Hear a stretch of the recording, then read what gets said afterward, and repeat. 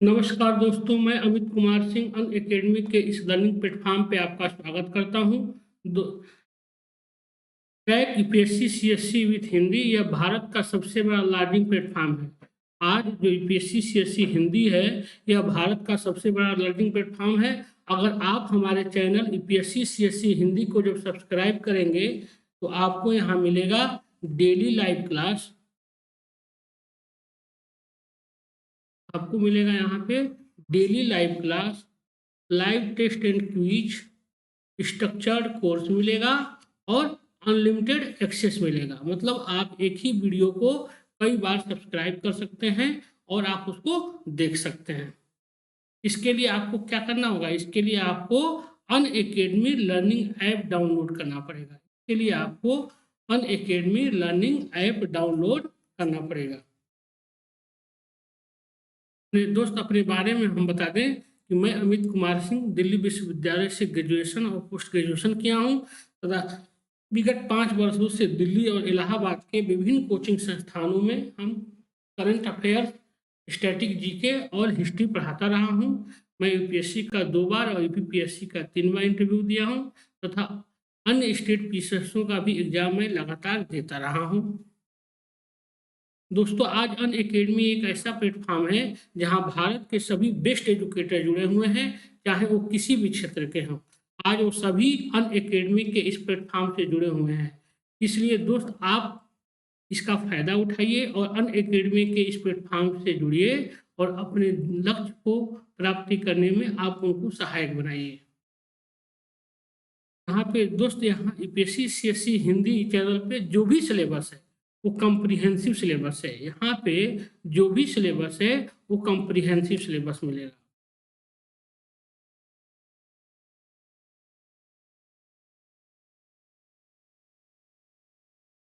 तो हम UPSC CSC subscription के बारे में बता दें। 1 महीने की जो फी है वो है 5,000 रुपये। आज 6 महीने की जो फीस है वो है 22,500 रुपये। 12 महीने की मतलब 1 साल की जो फीस रखी गई है वो 27,500 रुपये और 24 महीने की जो फी है सब्सक्रिप्शन है वो है 40,000 रुपये और 36 महीने की जो फीस है, 3 साल की जो फीस है मतलब वो है 50,000 रुपये ऑप्शनल की। अगर आप हमारे कोड, जो हमारा कोड है AKS001, अगर आप इसको प्रयोग करते हैं आपको 10% का डिस्काउंट मिलेगा इस पे और आपको देना होगा 1 महीने की जो फीस है वो 5,000 रुपये की जगह पे आपको 4,500 रुपये। 6 महीने की जो फीस है वो 22,500 की जगह पे 20,250 रुपये और 12 महीने मतलब 1 साल की जो फीस है वो 27,500 की जगह पे 24,750 रुपये और 24 महीने की जो फीस है वो 10% डिस्काउंट के साथ आपको 40,000 की जगह पे 36,000 रुपये और 36 महीने की मतलब 3 साल की जो फीस है वो 50,000 रुपये की जगह पे आपको 10% डिस्काउंट के साथ 45,000 रुपये। इसके लिए क्या करना होगा? इसके लिए आपको हमारा कोड AKS001 जो हमारा कोड है इसको प्रयोग करना पड़ेगा। दोस्तों, यूपीएससी सीएससी हिंदी में 2 तरह का कोर्स है।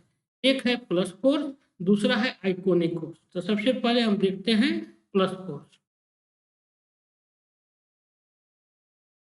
पहले हम देखते हैं प्लस कोर्स। प्लस कोर्स की जो फीस सब्सक्रिप्शन रखा गया है, 1 महीने की जो फी है वो है 9,000। 3 महीने की जो फी रखी गई है सब्सक्रिप्शन कोर्स प्लस कोर्स में वो रखा गया है 22,500 और 6 महीने की जो फीस रखी गई है वो रखी गई है 40,500।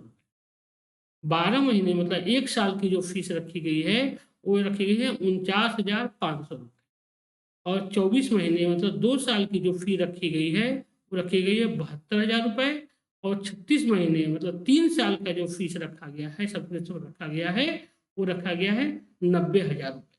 अगर आप हमारे कोड AKS001 जो हमारा कोड है अगर आप उसको प्रयोग करते हैं तो आपको 10% की छूट मिलेगी, डिस्काउंट मिलेगा और आपको 9,000 रुपये की जगह पे 1 महीने की जो फी है वो 8,100 रुपये देना होगा। 3 महीने की फीस जो 22,500 है, अगर आप हमारे कोड का प्रयोग करते हैं AKS001 को, तो आपको 10% छूट के साथ 20,500 रुपये। इसी तरह 6 महीने की जो फीस है ये भी 10% छूट के साथ 36,450 रुपये, और 12 महीने 1 साल की जो फी है ये भी 10% छूट के साथ 44,550 रुपये। 24 महीने का जो सब्सक्रिप्शन है, तो लगभग 2 साल का जो फी है वो भी 10% छूट के साथ, अगर आप हमारा कोड प्रयोग करते हैं तो 64,800 रुपये देना होगा, और 36 महीने मतलब 3 साल की जो फीस है वो आपको देना होगा 90,000 की जगह पे 10% छूट के साथ 81,000। इसके लिए आपको क्या करना होगा, इसके लिए आपको हमारा कोड AKS001 का प्रयोग करना। दोस्तों, इस कोरोना काल ने जिस तरह हम देख रहे हैं कि सरकारी नौकरियों का क्रेज बढ़ा दिया है, उसको देखते हुए हम कह सकते हैं कि यह बहुत ही नॉमिनल फीस है, क्योंकि इससे कम फीस पे इससे बेहतर आपको सेवा कोई भी संस्थान नहीं दे सकती। इसलिए दोस्त, आप देखिए, यह उनके लिए कोर्स है जो लोग 2-3 साल से तैयारी कर रहे हैं, लेकिन अभी अपने लक्ष्य की प्राप्ति से दूर है। उनके लिए बहुत ही बेहतर प्लान है। पीसीसीएससी का जो प्लस कोर्स है, देखिए, एक कोई यूपीएससी सीएससी की कोई भी तैयारी जो होती है वो एक दिन में नहीं होती है। इसके लिए आपको लगभग 2 से 3 साल बेहतर तैयारी होनी चाहिए।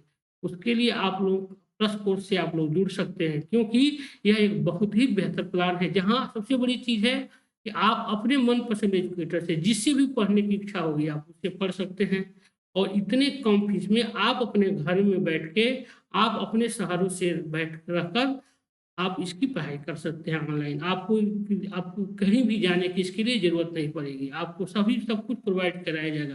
पीपीटी के रूप में नोट्स प्रोवाइड कराया जाएगा, पीडीएफ के रूप में प्रोवाइड कराया जाएगा। इसलिए आप लोग एडमिशन लीजिए, और आप लोग हमारे कोड AKS001 को ज़रूर प्रयोग कीजिए, जिससे आपका और हमारा साथ लंबा रहे। अब दूसरा जो कोर्स है वो है आइकॉनिक। दूसरा जो कोर्स है वो है आइकॉनिक। देखिए, आइकॉनिक कोर्स उनके लिए है जो अभी-अभी तैयारी करने करने के बारे में सोच रहे हैं, या ग्रेजुएशन अभी पास किए हैं। देखिए, आइकॉनिक कोर्स में आपको बहुत सी तरह की फैसिलिटी मिलेगी। उसके लिए आपके लिए सबसे बेहतर प्लान है आइकॉनिक। आइकॉनिक में जो फीस का जो सब्सक्रिप्शन रखा गया है, 1 साल की फीस, 12 महीने की जो फीस रखी गई है वो रखी गई है 69,500 रुपये। 24 महीने का जो सब्सक्रिप्शन रखा गया है 1,07,000 रुपये, 7,000, और 36 महीने 3 साल का जो सब्सक्रिप्शन रखा गया है वो रखा गया है 1,41,000। इसके लिए आपको क्या करना होगा, इसके लिए आपको मेरा कोड AKS001 जब आप प्रयोग करेंगे तो आपको इस पे 10% का डिस्काउंट मिलेगा, और आपको भी पड़ेगा 12 महीने की जो फीस है वो 69,500 की जगह पे 62,550 रुपये, और 24 महीने का जो सब्सक्रिप्शन है वो 1,07,000 की जगह पे 96,300 रुपये, और 36 महीने का जो सब्सक्रिप्शन है वो 1,41,000 की जगह पर 1,26,900 रुपये आपको इसके लिए पेड करना होगा। मात्र 1,26,000 रुपये में आप 3 साल तक पढ़ सकते हैं। दोस्त देखिए, यूपीएससी सीएससी की जो तैयारी होती है वो एक दिन में नहीं होती है। इसके लिए कम से कम 3 से 4 साल का वक़्त चाहिए, और यह उन लोगों के लिए बहुत ही बेहतर प्लान है जो अभी-अभी अपने तैयारी के जीवन को शुरू किए हैं। इसलिए आप लोग हमारे कोड AKS001 से एडमिशन लीजिए, और आप लोग इसका लाभ उठाइए, क्योंकि अनअकैडमी के प्लेटफॉर्म पे यह बहुत ही बेहतर कोर्स लॉन्च किया गया है जो आपकी सुविधा के अनुसार किया गया है। और सबसे बड़ी चीज़ है कि इसके लिए आपको कहीं जाने की ज़रूरत नहीं है, किसी शहर में जाने की ज़रूरत नहीं है। आप अपने घरों में बैठ के, अपने शहरों में ही रहकर आप अपनी तैयारी को, अपने गाँव में रहकर आप अपनी तैयारी को बेहतर तरीके से और अपने मनपसंद एजुकेटर से आप अपनी पढ़ाई कर सकते हैं। दोस्तों, आज अब इसी के साथ हम अपने विषय वस्तु पे चलते हैं। आज हम पढ़ेंगे मूल अधिकार। मूल अधिकार क्या है? मूल अधिकार संविधान के भाग 3 में रखा गया। संविधान के भाग 3 में रखा गया है मूल अधिकार। 3 में 12 से अनुच्छेद 12 से लेकर अनुच्छेद 35 तक जो है ये मूल अधिकारों का इसमें वर्णन किया गया। ठीक है। भारतीय संविधान में भाग 3 के अनुच्छेद 12 से 35 तक मूल अधिकारों का विस्तृत वर्णन दिया गया। भाग 3 के अनुच्छेद 12 से 35 तक विस्तृत वर्णन दिया गया।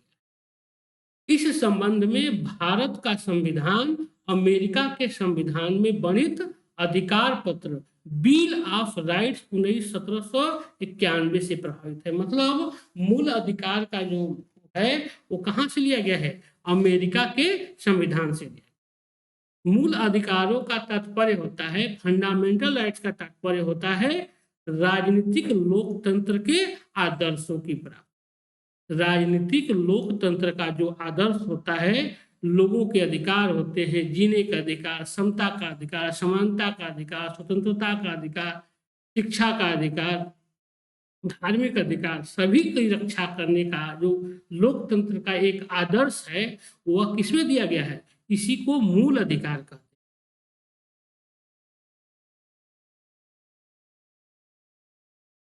ये अधिकार होते हैं जो मूल अधिकार, ये लोक व्यवस्था बनाए रखने एवं राज्य के कठोर नियमों के विरुद्ध नागरिकों की क्या करते हैं? सुरक्षा करते हैं। जो ये अधिकार हैं, मूल अधिकार,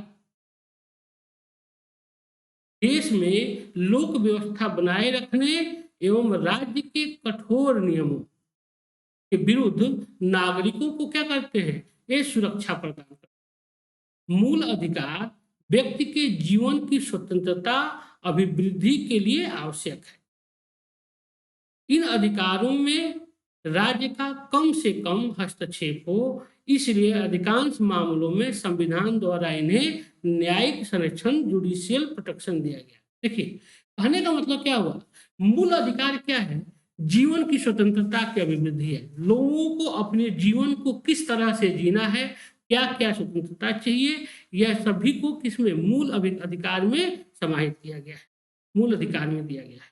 और यह व्यवस्था किया गया है कि इन मामलों में सरकार का कम से कम हस्तक्षेप हो, राज्य का कम से कम हो। क्योंकि देखिए क्या हो जाए, पता चला कि मान लीजिए तानाशाही स्थापना हो गई।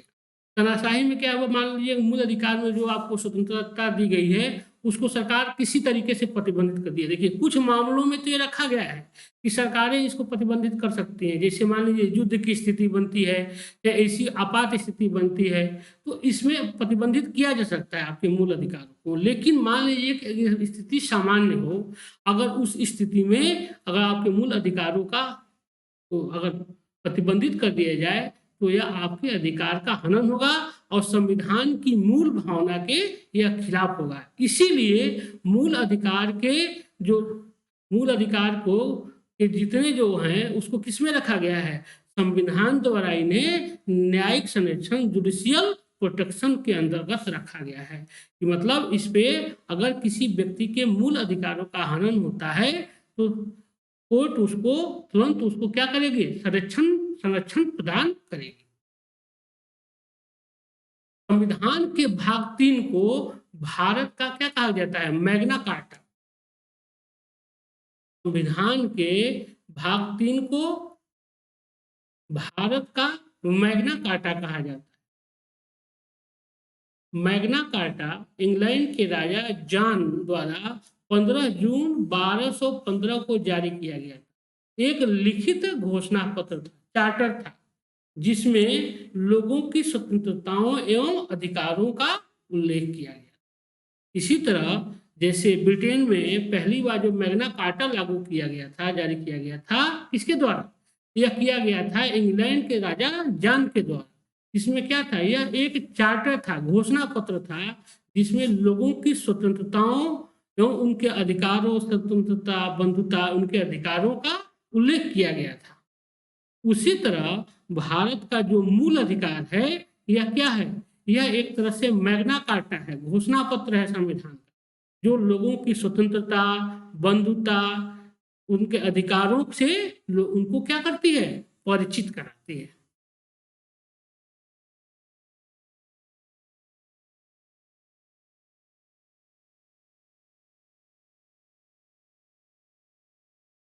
अब संवैधानिक उपबंध, संवैधानिक उपबंध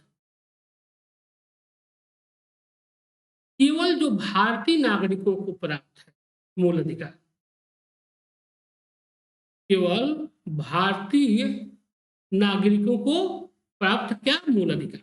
पहला, धर्म, मूल वंश, जाति, लिंग और जन्म स्थान के आधार पर विभेद पर प्रतिबंध करता है। निषेध, अनुच्छेद 15। अनुच्छेद 15 क्या करता है, धर्म, मूल वंश, जाति, लिंग या जन्म स्थान के आधार पर विभेद को प्रतिबंधित कर। दूसरा, लोक नियोजन के विषय में अवसर की समता, अनुच्छेद 16। भाई बताया ना, अनुच्छेद 15 से लेकर 12 से 35 तक जो है वो क्या है, मूल अधिकार दिया। भारत में कितने मूल अधिकार हैं, 6 मूल अधिकार दिए गए हैं, 6 मूल अधिकार, जिसमें अनुच्छेद 12 से लेकर और 35 तक। तो अनुच्छेद 15 क्या है, धर्म, मूल वंश, जाति, लिंग, जन्म स्थान के आधार पर विभेद पर प्रतिबंध किया जाता है। कौन करता है, अनुच्छेद 15। और अनुच्छेद 16 कहता है लोक नियोजन के विषय पर अवसर की समता। तीसरा है जो, वो है अनुच्छेद 19। अनुच्छेद 19 कहता है, संवैधानिक उपबंध है, ठीक है। 19 कहता है वाक एवं अभिव्यक्ति की शांतिपूर्ण एवं शस्त्र रहित सम्मेलन करने की सम्मति बनाने में भारत के राज्य क्षेत्र में अबाध संचरण एवं बसने की तथा व्यापार करने की स्वतंत्रता। अनुच्छेद 19 क्या कहता है, देखिए 16 कहता है लोक नियोजन के विषय पे अवसर की क्या होनी चाहिए, समानता होगी। जो भी लोक नियोजन का विषय होगा उसमें क्या होगा, सबको समान अवसर दिया जाएगा। ये अनुच्छेद 16 कहता है। अनुच्छेद 17 कहता है, 19 ये कहता है वाक अभिव्यक्ति की शांतिपूर्ण, मतलब आपको अपनी बात को रखने का, अपनी अभिव्यक्त करने का आपको अधिकार दिया जाता है। अनुच्छेद 19 के अंदर आपको भाषण देने का अधिकार है, शस्त्र रहित बिना शस्त्र का सम्मेलन करने का अधिकार है, ठीक है। अबाध रूप से कहीं भी बसने और कहीं भी जाने तथा पूरे भारत में कहीं भी व्यापार करने के आपको अधिकार को, ये आपका लीगल राइट है जो आपको देता है कौन, मूल अधिकार का अनुच्छेद 19। अनुच्छेद 19 कहता है आप कहीं बस सकते हैं, आप कहीं भी जा सकते हैं भारत में, आप शांतिपूर्ण तरीके से भाषण दे सकते हैं, आपको इससे प्रतिबंधित नहीं किया जा सकता है तथा आप भारत में कहीं भी बसने का और कहीं भी आपको रोजगार करने का अधिकार है। यह देता है संविधान का अनुच्छेद 19। अल्पसंख्यक वर्गों के हितों का संरक्षण करता है अनुच्छेद 29। अनुच्छेद 29 जो है ये क्या करता है, अल्पसंख्यक वर्गों के हितों का संरक्षण करता है। पांचवा जो है वो है शिक्षण संस्थाओं की स्थापना और प्रशासन करने का अल्पसंख्यक वर्गों का अधिकार। अनुच्छेद 30 क्या है, अनुच्छेद 29 कहता है कि अल्पसंख्यक वर्ग है। अल्पसंख्यक वर्ग में किसको रखा गया है, मुस्लिम, सिख, ईसाई, जैन, बौद्ध, पारसी, ये क्या है, अल्पसंख्यक वर्ग है। इनके हितों का सरकार क्या करेगी, संरक्षण करेगी। और इनके हितों को संरक्षण करने के लिए अनुच्छेद 29 में प्रावधान किया गया है कि इनकी क्या हो, अल्पसंख्यक वर्गों को हितों की अनदेखी न हो तथा इनको दबाया न जा सके। इसके लिए कोर्ट क्या करती है, अनुच्छेद 29 के तहत इसको देखती है, प्रशासन को यह अधिकार दिया। और इनको अल्पसंख्यक वर्गों को अपने मनपसंद शिक्षण संस्थान स्थापित करने का तथा उसका प्रशासन चलाने का जो अधिकार है वो अनुच्छेद 30 के तहत यह उनको स्वतंत्रता दिया गया, धार्मिक स्वतंत्रता उनकी है कि वह अपने मनपसंद संस्थान की स्थापना कर सकते हैं और उसका वो क्या कर सकते हैं, अपने वर्ग के लोगों को उसमें शिक्षण प्राप्त करा। यह अपने शिक्षण स्थापना कर सकते हैं और उसका वो प्रशासन संभालेंगे। यह अधिकार उनको दिया गया है अनुच्छेद 30 के तहत।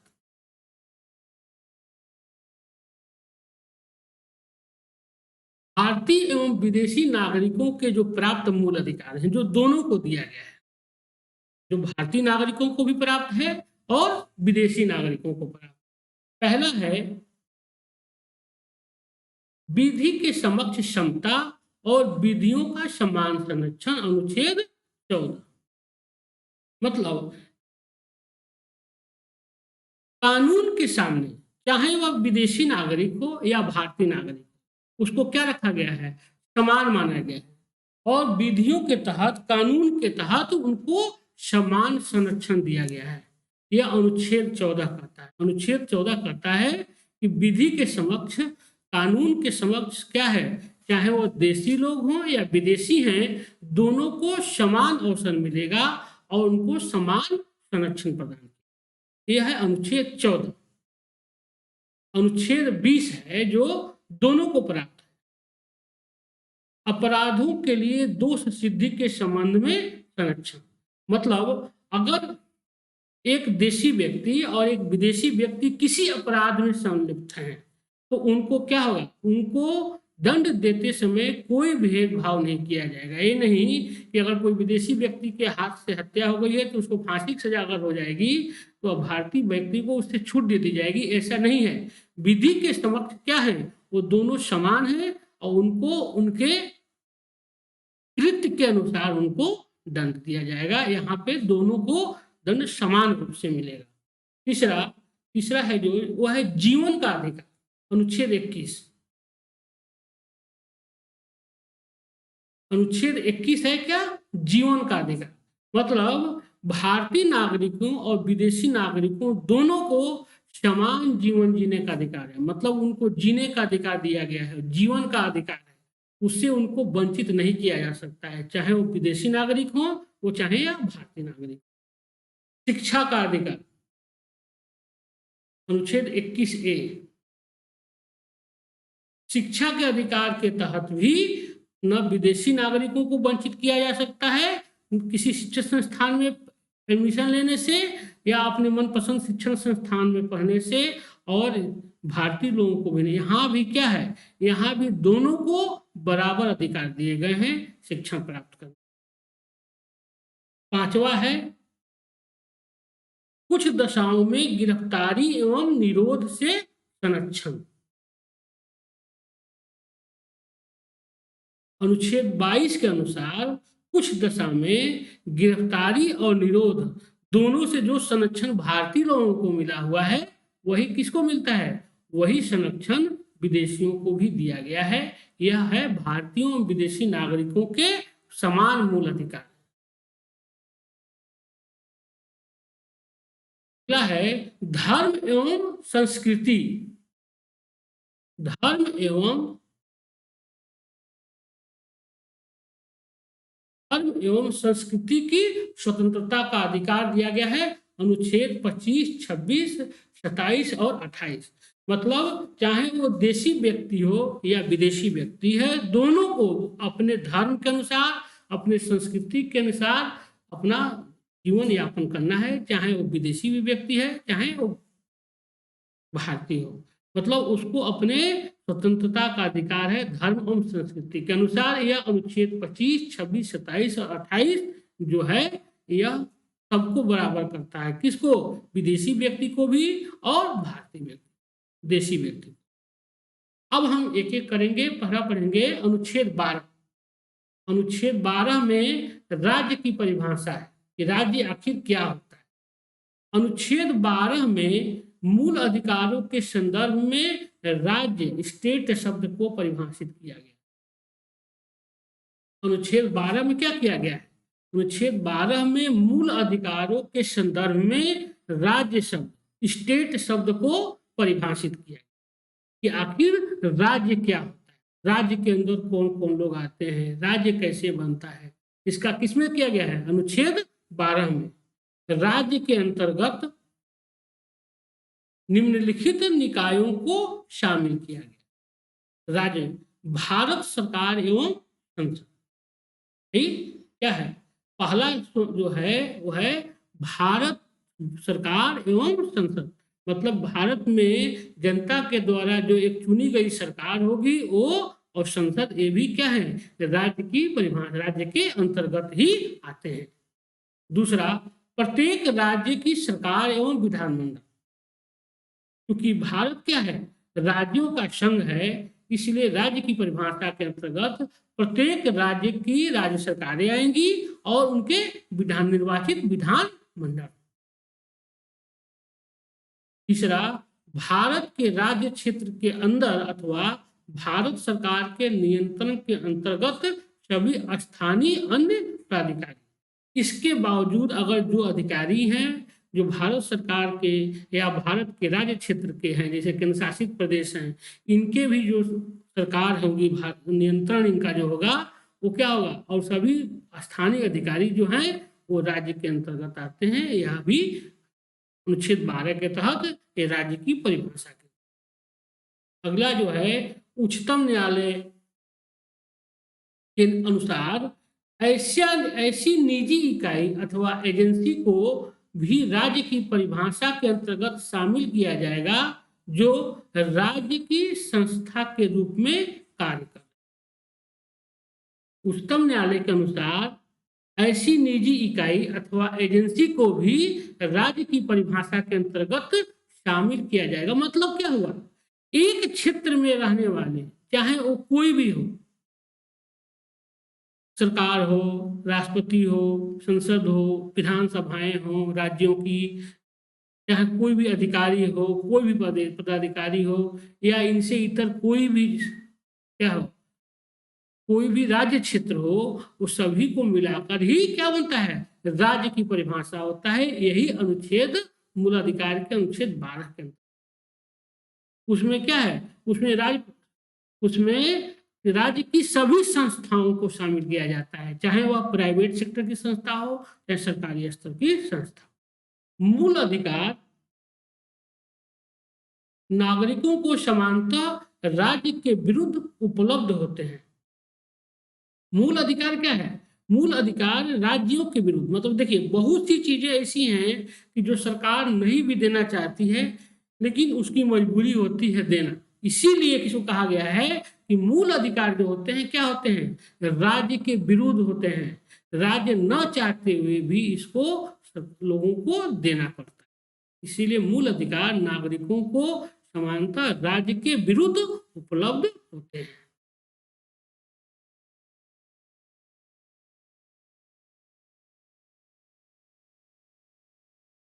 इसलिए जब नागरिकों के मूल अधिकारों का हनन होता हो तब संबंधित इकाई के विरुद्ध न्यायालय में चुनौती दी जा सकती है। मतलब क्या हुआ? यह मूल अधिकार क्या है? मूल अधिकार वाद योग्य है।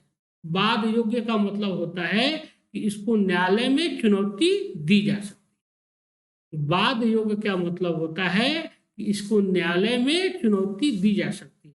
अगर किसी व्यक्ति के मूल अधिकारों का हनन होता है, जैसे मान लीजिए शिक्षा के अधिकार का हनन हो रहा है, उसके धर्म के अधिकार का हो रहा है, उसके साथ भेदभाव किया जा रहा है, समानता के अधिकार का हनन हो रहा है, तो वह व्यक्ति क्या कर सकता है? उसको जीने के अधिकार का हनन हो। अब तो सभी को शामिल कर दिया गया है मूल अधिकार में, जीने का अधिकार, मरने का अधिकार, जितना है वाक स्वतंत्रता का अधिकार जितना है, सबको मूल अधिकार। मूल अधिकार का दायरा तो अब इतना बढ़ गया है कि इसको मतलब कोई ऐसा चीज नहीं है। इंटरनेट का अधिकार, स्वास्थ्य का अधिकार, शिक्षा का अधिकार, ये तो पहले से था। इंटरनेट का अधिकार, निजता का अधिकार, सबको यह मूल अधिकार मान लिया गया है। अगर आपके इन अधिकारों का हनन होता है तो इसकी रक्षा कौन करती है? कोर्ट करती है, उच्चतम न्यायालय का। न्यायालय में इसको चुनौती दी जा सकती है। अभी हाल ही में आप लोग पढ़े होंगे कि निजता के अधिकार के मामले को, निजता क्या है? सरकार के द्वारा लोगों के इंटरनेट माध्यमों पर क्या किया था? निगरानी किया जा रहा था। तो यह कहीं नहीं क्या था? यह निजता का उल्लंघन हो रहा था, तो यह मामला कोर्ट में गया था। तो कोर्ट ने क्या कहा कि निजता का अधिकार क्या है? यह एक मूल अधिकार है, सरकार इस पे प्रतिबंधित नहीं कर सकती। अभी हाल ही में घटना हुई थी। मूल अधिकार इसलिए मौलिक अधिकार कहलाते हैं क्योंकि इनके हनन की दशा में सीधे उच्च न्यायालय अनुच्छेद 226 के अंतर्गत और उच्चतम न्यायालय अनुच्छेद 32 के अंतर्गत अपील की जा सकती है। मूल अधिकार को मौलिक अधिकार इसलिए कहा जाता है। मौलिक अधिकार मतलब लोगों के मूल भावनाओं के अधिकार इसीलिए कहे जाते हैं क्योंकि इसके अगर इसका हनन होता है, अगर मूल अधिकारों के लोगों का हनन करती है सरकार, तो क्या होता है, अनुच्छेद 226 के तहत उच्च न्यायालयों में, ठीक है, और अनुच्छेद 32 के तहत उच्चतम न्यायालय में इसको चुनौती दी जा सकती है और ये अपील की जा सकती है कि उसके मूल अधिकारों का हनन किया जाए। अनुच्छेद 13 ये था अनुच्छेद 12 के अंतर्गत। अनुच्छेद 13 कहता है कि मूल अधिकारों से असंगत तथा उनका अल्पीकरण करने की विधियां, मूल अधिकारों के से असंगत तथा उनका अल्पीकरण करने की विधियां हैं इसमें अनुच्छेद 13 में। अनुच्छेद 13 एक संविधान के लागू होने के पहले से भारत के राज्य क्षेत्र में लागू किसी संवैधानिक विधि और मूल अधिकारों के मध्य यदि टकराव उत्पन्न हो जाए तो मूल अधिकारों को प्राथमिकता दी जाए। अनुच्छेद 13(1) जो करता है, क्या करता है, यह मूल अधिकारों को अल्पीकरण नहीं किया जा सकता। अनुच्छेद 13 कहता है कि मूल अधिकारों को से असंगत और उनका अल्पीकरण करने की विधियां हैं। 13 अनुच्छेद 13 है मूल अधिकारों से असंगत तथा उनका अल्पीकरण मतलब छोटा करने की विधियां। अनुच्छेद 13 एक कहता है कि अगर मान लीजिए कि मूल अधिकार और संविधानिक जो विधि है अगर इनमें टकराव उत्पन्न हो जाती है तो किसको अब उस पर मूल अधिकारों को प्राथमिकता दी जाएगी, मतलब लोगों के जो मूल अधिकार हैं उसको प्राथमिकता दी जाएगी, उसके साथ कोई भी छेड़छाड़ नहीं किया जाए। निजता का अधिकार, निजता का अधिकार 24 अगस्त 2017 को सर्वोच्च न्यायालय 5 सदस्यीय संविधान पीठ ने निजता का अधिकार मामले में निर्णय देते हुए इसे मौलिक अधिकार, निजता अभी बताया ही 2017 में सरकार के द्वारा निगरानी की जा रही थी लोगों की, तो मामला सुप्रीम कोर्ट में गया तो सुप्रीम कोर्ट ने कहा कि निजता लोगों का मौलिक अधिकार है और इस पे सरकार क्या कर सकती है, निगरानी नहीं कर सकती है। और निजता को सरकार पहली बार कोर्ट ने मौलिक अधिकार के रूप में डिफाइन किया। क्या किया कोर्ट ने, कोर्ट के निर्णय के अनुसार निजता का अधिकार अनुच्छेद 21 में प्रदत्त जीवन एवं दैहिक स्वतंत्रता के अधिकार का अंग है। निजता का अधिकार भारतीय संविधान के भाग 3 के अंतर्गत निहित विभिन्न मूलभूत स्वतंत्रताओं के अंतर्गत स्वतः ही भाई संरक्षित है। मतलब कोर्ट का कहना था कि अनुच्छेद 21 में प्रदत्त जीवन और दैहिक स्वतंत्रता का अधिकार जो है उसी के तहत क्या है, निजता का अधिकार भी छिपा और निजता का अधिकार भारतीय संविधान के भाग 3 के अंतर्गत निहित विभिन्न मूलभूत स्वतंत्रताओं के अंतर्गत ये क्या है, स्वतः ही अपने आप ही संरक्षित है, वह उससे अलग नहीं है।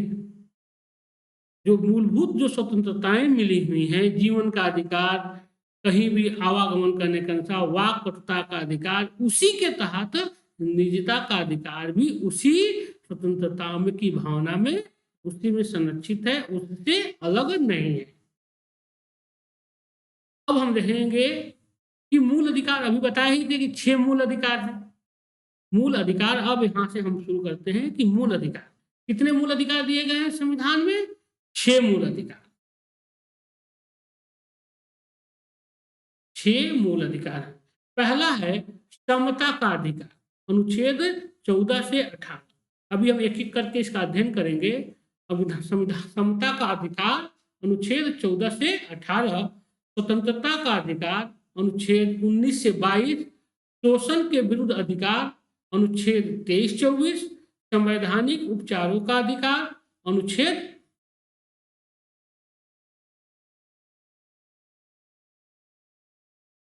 32, संस्कृति एवं शिक्षा का संबंधी अधिकार अनुच्छेद 29-30 और धर्म की स्वतंत्रता का अधिकार अनुच्छेद 25 और 28। इसको ऐसे पढ़िए, क्रम से होगा कि समता का अधिकार 14 से 18, स्वतंत्रता का अधिकार 19 से 25, शोषण के विरुद्ध अधिकार अनुच्छेद 23 और 24, धर्म की स्वतंत्रता का अधिकार अनुच्छेद 25 से 28 और संस्कृति और शिक्षा संबंधी अधिकार यह है 29 और 30 और संवैधानिक उपचारों का अधिकार अनुच्छेद 32, जिसको डॉक्टर भीमराव अंबेडकर ने संविधान की आत्मा। देखिए, प्रीलिम्स की एग्जाम के हिसाब से बहुत इंपॉर्टेंट है, पूछ देता है किस अनुच्छेद, कहाँ से कहाँ तक के अनुच्छेद को समता का अधिकार कहा जाता है, स्वतंत्रता का अधिकार किस अनुच्छेद में है, शोषण के विरुद्ध अधिकार किस में है, धर्म और शिक्षा का अधिकार किस में है, संवैधानिक उपचारों का अधिकार किस में है, संस्कृति और शिक्षा संबंधी अधिकार किस में है। यह परीक्षा में प्रीलिम्स के एग्जाम में पूछा जाता है। नमस्कार आप लोगों को एक बार फिर, जो लोग लेट से जुड़े, मैं अमित कुमार सिंह आप लोगों का स्वागत करता हूं। अब दोस्तों यहाँ से हम मूल चैप्टर शुरू करते हैं, मूल अधिकार। मूल अधिकार में 13(2) क्या कह रहा है?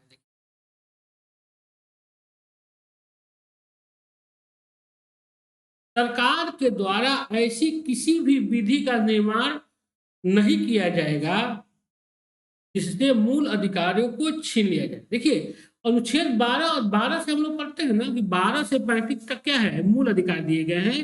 जो 6 मूल अधिकार हैं वो 12 से 35 तक के अंतर्गत रखे गए हैं, जिसमें 12 और 13 जो है ये मूल अधिकार पे क्या करता है, मूल अधिकार पे संसद द्वारा कानून बनाने का अधिकार। लेकिन अनुच्छेद 13(2) जो कहता है वो कहता है कि सरकार के द्वारा ऐसी किसी भी विधि का निर्माण नहीं किया जाएगा जो क्या करती हो, जो मूल अधिकारों को प्रतिबंधित करे, लोगों के मूल अधिकारों को छीने।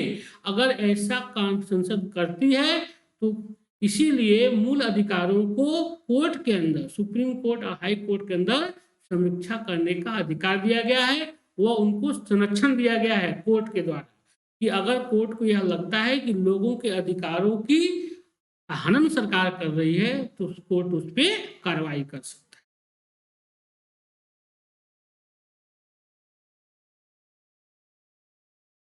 यदि राज्य ऐसी विधि का निर्माण करता है तो न्यायपालिका उस विधि को न्यायिक समीक्षा कर सकती है। अभी बताए हैं अनुच्छेद 73, जिसे निजता के अधिकार को ही लेके था, निजता के अधिकार को लेके था। निजता के अधिकार को जो था सरकार के द्वारा निगरानी किया जा रहा था, तो क्या कहा सुप्रीम कोर्ट ने कि निजता का अधिकार एक क्या है, मौलिक अधिकार है। अनुच्छेद 21 के अंतर्गत जितने भी अधिकार दिए गए हैं उसमें जीने का अधिकार, मरने का अधिकार से लेकर सभी जितने अधिकार दिए गए हैं उसमें निजता का अधिकार भी एक क्या है, मूल अधिकार। आप उससे लोगों को वंचित नहीं कर सकते।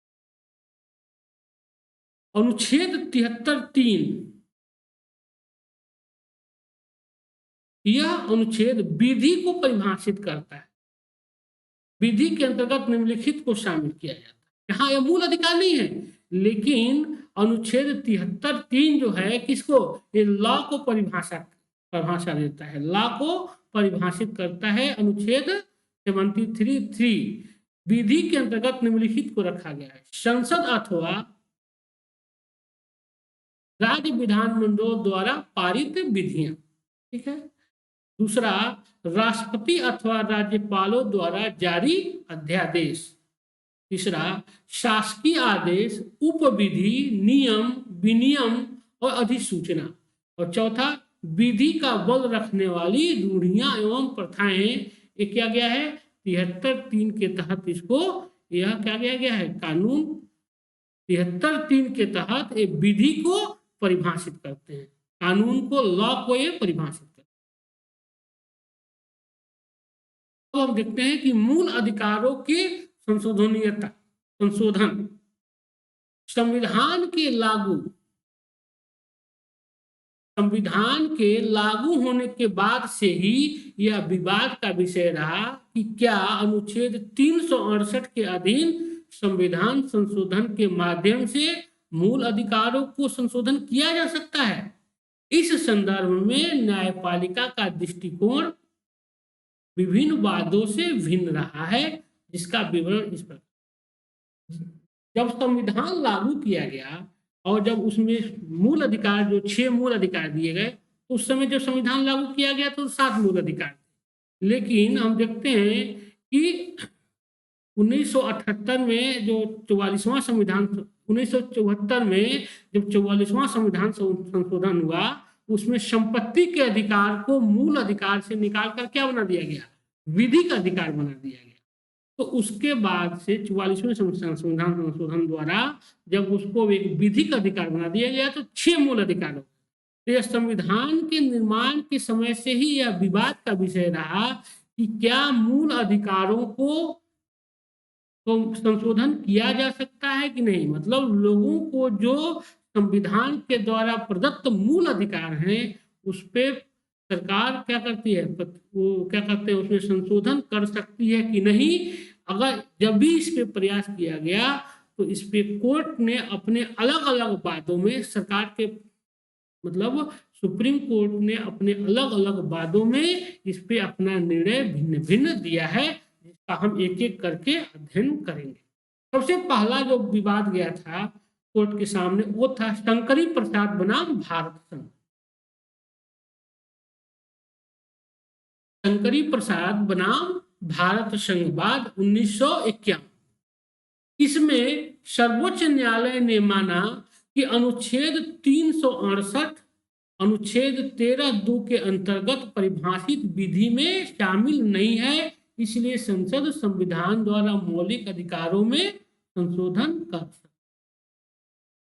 शंकरी प्रसाद बनाम भारत संघ का जो मामला था 1951 में जब सुप्रीम कोर्ट ने इस अपना जजमेंट दिया कि अनुच्छेद 368 जो है, 368 क्या है, यह है आपको संविधान संशोधन। 368 अनुच्छेद 13(2) के अंतर्गत इसकी परिभाषित नहीं किया गया है। विधि में शामिल जो 13(2) क्या कहता है, मूल अधिकारों में परिवर्तन नहीं किया जा सकता है। इस पे उसके अंतर्गत क्या कि नहीं, 13(2) के अंतर्गत क्या करता है, इस पे संसद जो है इस पे कानून बना सकती है। उसके तहत ये परिभाषित नहीं है अनुच्छेद कौन, 368। इसलिए संसद संविधान के द्वारा मौलिक अधिकारों में संशोधन कर सकती है। यह शंकरी प्रसाद बनाम भारत संघ का मामला। दूसरा मामला गया गोलकनाथ बनाम पंजाब राज्य, बहुत बार एग्जाम में पूछा गया है। गोलकनाथ बनाम पंजाब राज्य 1967। इसमें सर्वोच्च न्यायालय ने स्पष्ट किया कि अनुच्छेद 13(2) में वर्णित विधि के अंतर्गत सभी प्रकार की विधियां शामिल हैं।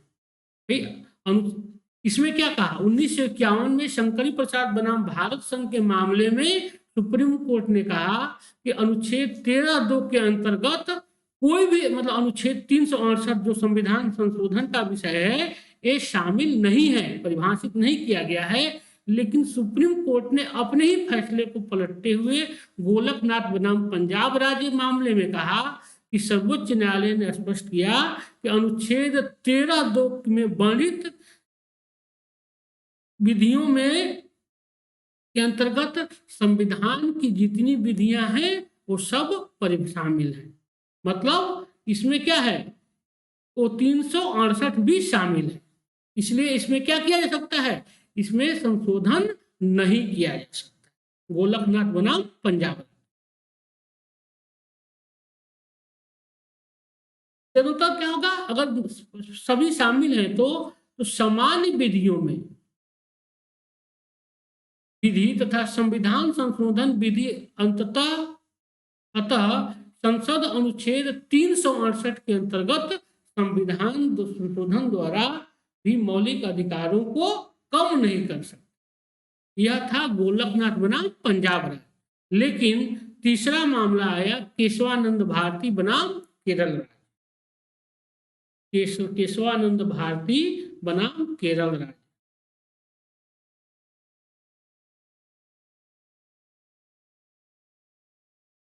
सत्रह 1973।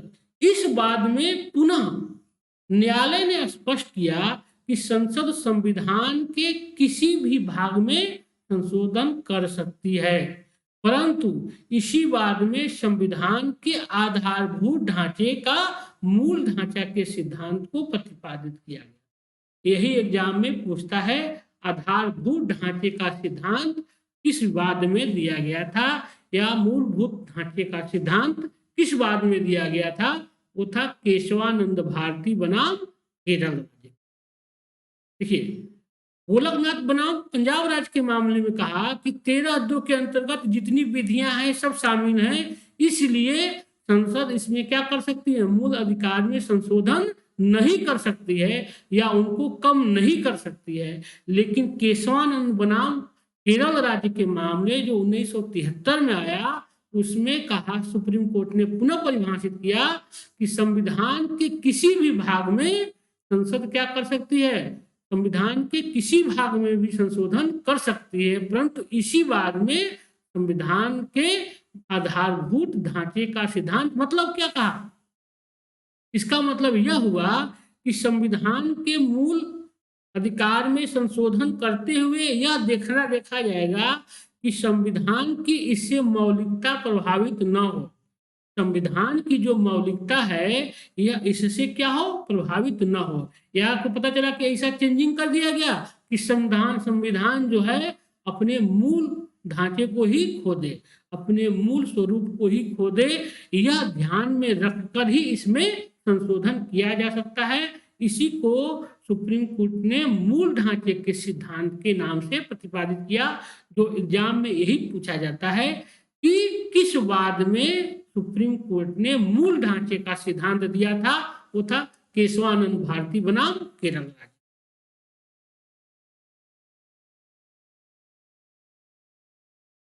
सर्वोच्च न्यायालय ने स्पष्ट किया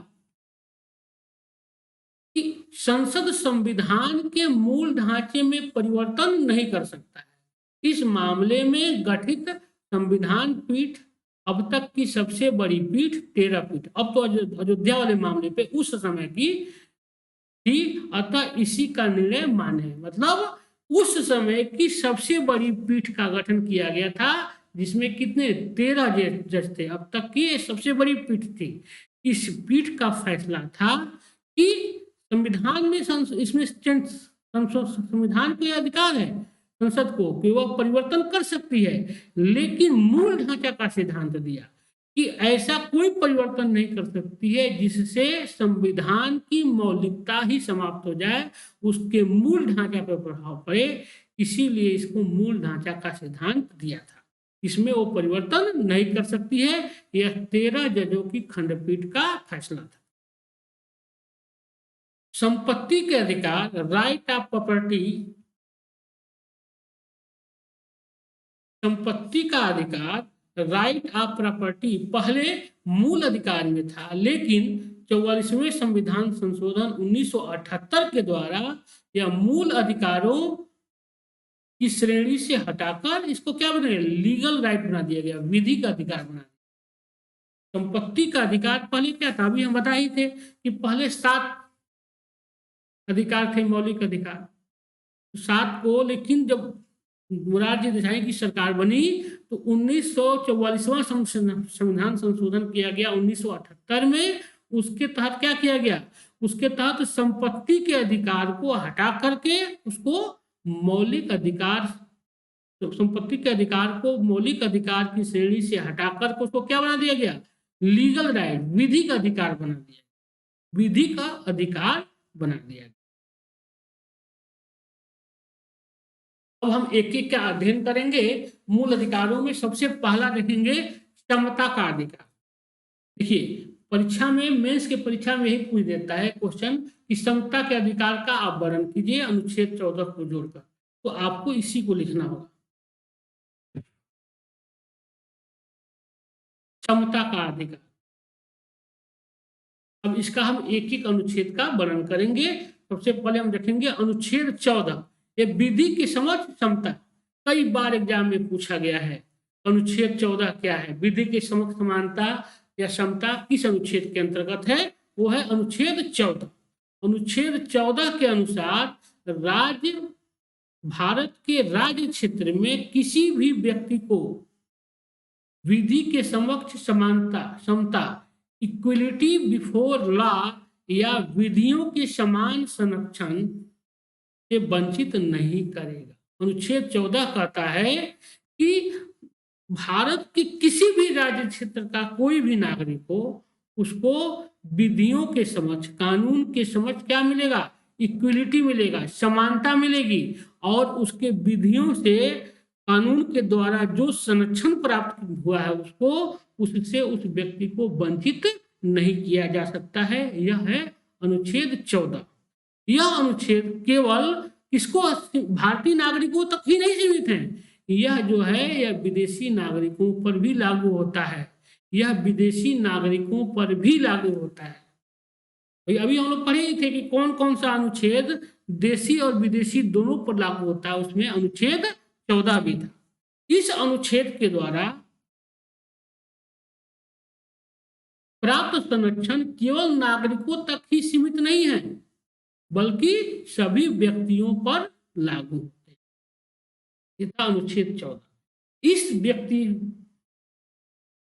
या व्यक्ति से तात्पर्य मतलब क्या हुआ? निगम, कंपनी, नागरिकों और विदेशी नागरिकों से। मतलब इस समता का जो अधिकार है अनुच्छेद 14, यही किस पे? कंपनियों पे, निगमों पर भी लागू होता है, और विदेशी नागरिकों को भी अनुच्छेद 14 के तहत क्या है? संरक्षण प्राप्त। विधियों का समान संरक्षण, इक्वल प्रोटेक्शन ऑफ लॉ, अनुच्छेद 14 ही है। विधियों के समान संरक्षण, इक्वल प्रोटेक्शन ऑफ लॉ का विचार सकारात्मक, इसे सकारात्मक भेदभाव का भी विचार कहा जाता है। इसके अंतर्गत समान लोगों के साथ समान व्यवहार तथा असमान लोगों के साथ असमान व्यवहार किया जाता है। यह विचार अमेरिका से लिया गया है। विधि के समान संरक्षण, इक्वल प्रोटेक्शन ऑफ लॉ का विचार क्या है? एक सकारात्मक है, इसे सकारात्मक भेदभाव भी कहा जाता है। इसके अंदर क्या किया जाता है? जो जैसा व्यवहार करता है, समान लोगों के साथ समान व्यवहार, असमान लोगों के साथ असमान व्यवहार किया जाता है। यह विचार कहां से लिया गया है? यह विचार अमेरिका के संविधान से लिया गया है।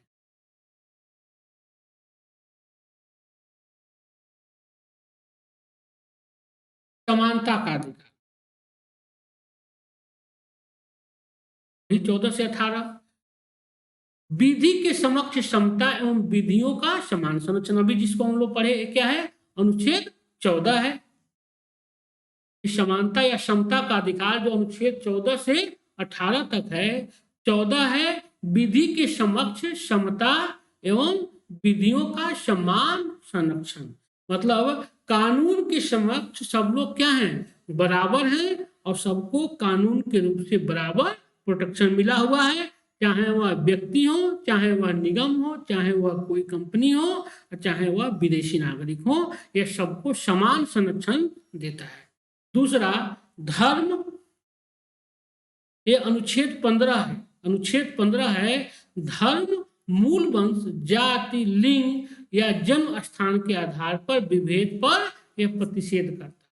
अनुच्छेद 15 जो है समानता का अधिकार का जो अनुच्छेद 15 है, यह कहता है कि किसी व्यक्ति के साथ, उसके धर्म के साथ, उसके मूल वंश को लेकर, उसकी जाति को लेकर, उसके लिंग को लेकर, उसके जन्म स्थान को लेकर कोई भी कहीं भी भारत में भेदभाव नहीं किया जा सकता है। यह भेदभाव पे क्या करता है, प्रतिबंध लगाता है। अगर उनके साथ भेदभाव किया जाता है तो यह क्या होगा, दंडनीय अपराध होगा। यह कहता है अनुच्छेद 15।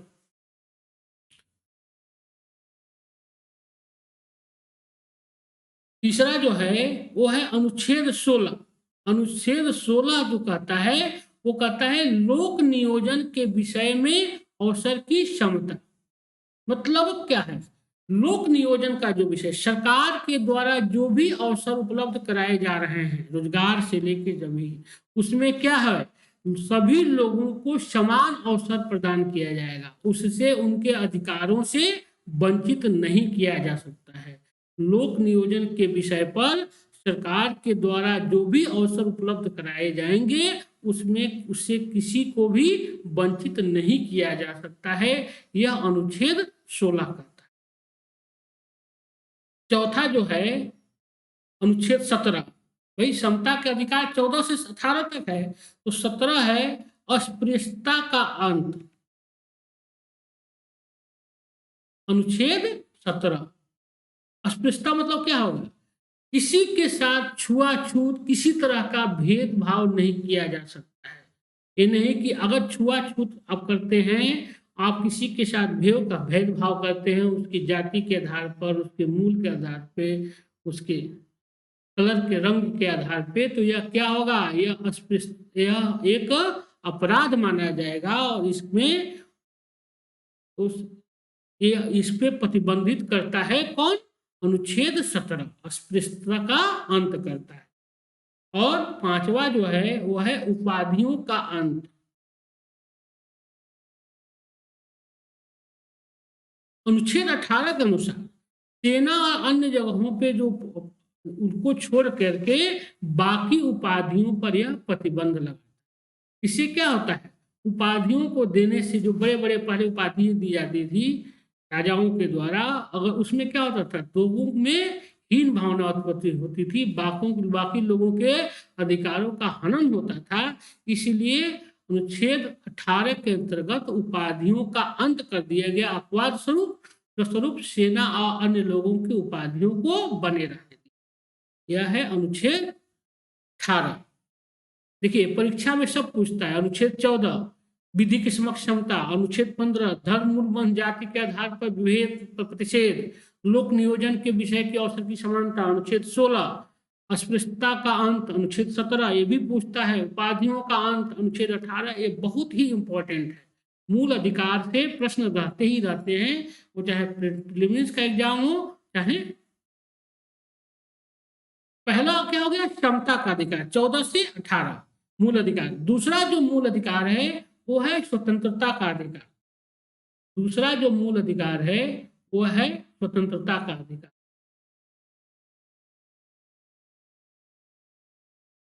अनुच्छेद 19 से 22।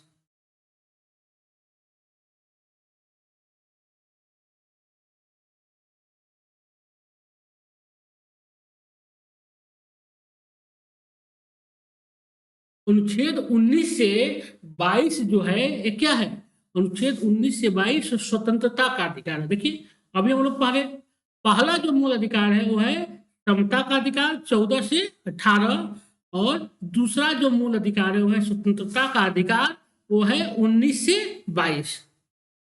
तो इसमें पहला जो है वो है अनुच्छेद 19 अभिव्यक्ति की स्वतंत्रता। इसके अंदर क्या है, मतलब क्या हुआ है इसका, अभिव्यक्ति की व्यक्ति की यह स्वतंत्रता है। अरे भाई इसी के अंदर जितनी स्वतंत्रता दी गई है, भाषण देने का अधिकार, हड़ताल करने का अधिकार, बिना शस्त्र प्रदर्शन करने का अधिकार, कुछ बोलने का अधिकार, प्रेस की स्वतंत्रता, जितने भी किया गया है सब अभिव्यक्ति की स्वतंत्रता ही मानी गई है। यह सबको अनुच्छेद 19 में रखा गया। अनुच्छेद 19 तो इतना व्यापक है कि प्रेस की स्वतंत्रता से लेकर अव्यक्त मानव की जितना अभिव्यक्ति होता है, आपको जो अपने निजी भवनों पे तिरंगा लहराने का अधिकार, सबको अनुच्छेद 19 के अंतर्गत रखा गया है। ये क्या है, अभिव्यक्ति की स्वतंत्रता माने, भाषण देने का अधिकार, प्रदर्शन करने का अधिकार, शांतिपूर्ण प्रदर्शन करने का अधिकार, हड़ताल करने का अधिकार, आपको क्या कहते हैं, प्रेस की स्वतंत्रता, ये सब किसमें क्या किया गया है, अभिव्यक्ति की स्वतंत्रता है, अनुच्छेद 19 के अंतर्गत। दूसरा जो है वो है अपराधों के लिए दोष सिद्धि के संबंध में संरक्षण, एक आता है अनुच्छेद 20। अनुच्छेद 20 कहता है अपराधों के लिए दोष सिद्ध होने जाने के बाद क्या होगा, अपराधों के लिए दोष सिद्धि के संबंध में संरक्षण करता है अनुच्छेद 20। मतलब क्या हुआ कि जो व्यक्ति जिस तरह का जो अपराध किया है उसको उसी अपराध के अनुसार उसको दंड दिया जाएगा, उससे ज्यादा कठोर दंड उसको नहीं दिया जा सकता है। और अपराध जब तक दोष सिद्ध नहीं हो जाएगा, जब तक दोष सिद्ध, ये नहीं कि व्यक्ति के ऊपर इल्जाम लगा और उसको पकड़ के आप फांसी सजा दे दीजिए, नहीं, जब तक उस व्यक्ति को दोष सिद्ध कोर्ट के द्वारा नहीं ठहराया जा सकता है तब तक उसको दंड नहीं दिया जाता है, जा सकता है। इसका संरक्षण कौन कौन करता है, इसका संरक्षण अनुच्छेद 20 के तहत है। जब तक दोष सिद्ध न हो जाए तब तक व्यक्ति को अपराधी नहीं माना जा सकता है, यह कहता है अनुच्छेद 20। तीसरा है कि तीसरा स्वतंत्रता के अधिकार में है प्राण एवं दैहिक स्वतंत्रता का अधिकार, अनुच्छेद 21। मतलब लोगों के प्राण और दैहिक स्वतंत्रता का जो अधिकार है वो कौन देता है, अनुच्छेद 21। चौथा है कि कुछ दशाओं में गिरफ्तारी और निरोध से संरक्षण करता है, अनुच्छेद 22। देखिए अनुच्छेद 22 क्या है, अनुच्छेद 22 के तहत ये नहीं कि किस लोगों को किसी भी अपराध में उसको गिरफ्तार कर लिया जाए, वह कोर्ट के पास जा सकता है व्यक्ति कि उसको इसमें गिरफ्तारी बचने के लिए वह कोर्ट क्या करता है, अनुच्छेद 22 के तहत ही उसको क्या करता है, उस गिरफ्तारी और निरोध से संरक्षण देता है। कुछ दशाओं में गिरफ्तारी और के निरोध से संरक्षण देता है कोर्ट, वो है अनुच्छेद 22 के तहत।